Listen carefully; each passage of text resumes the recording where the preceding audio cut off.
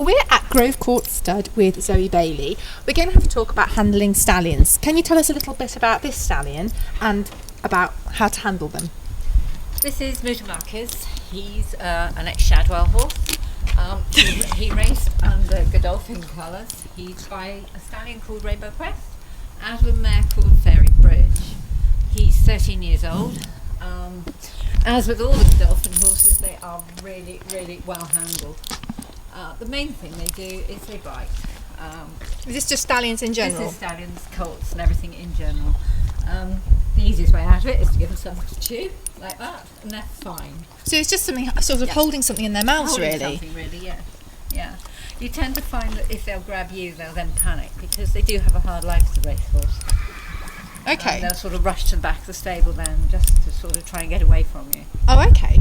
So you've got we're just sort of standing out on your yard at the moment, and you put a bridle on him. Yeah. Is that from a control point of view?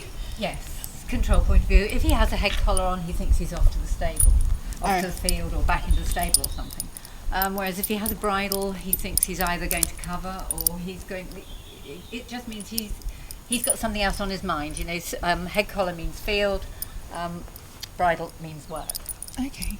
And do you think that's quite a useful thing to keep in mind when handling stallions? That do they have quite distinctive sort of recognition between they behave differently in certain situations and they associate things like a bridle with that sort of thing?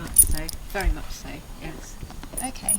So are there any tips you can give anyone as to how to handle a stallion? So I mean this stallion is standing absolutely perfectly. He's not causing a fuss at all.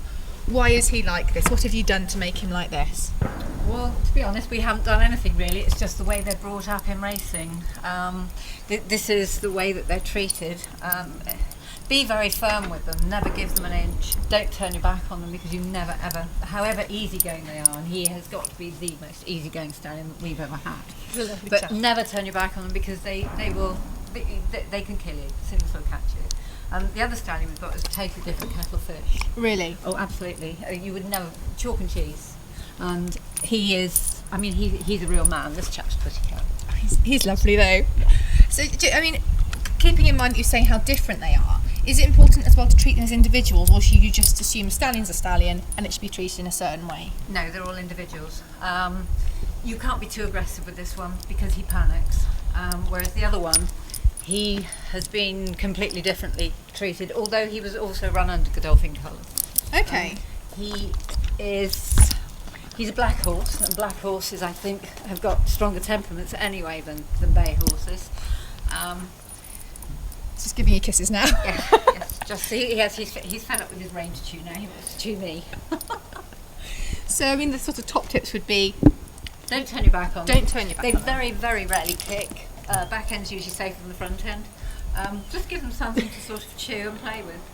And in terms of their mind as well, is their mind quite active? So for handling, you'd want to make sure, because he likes something in his mouth, for example, there's always something going on there. Yeah, very active.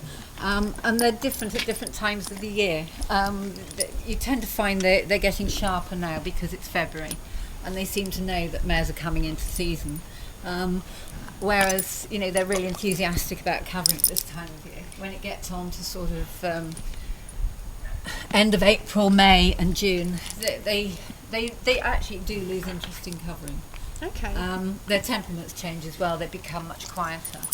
Whereas now, also it's to do with feed as well. Once they start covering, of course they have oats and things, not just sort of, you know, mix and stud nuts and things like that. So, you know, their whole makeup does actually become different. Okay.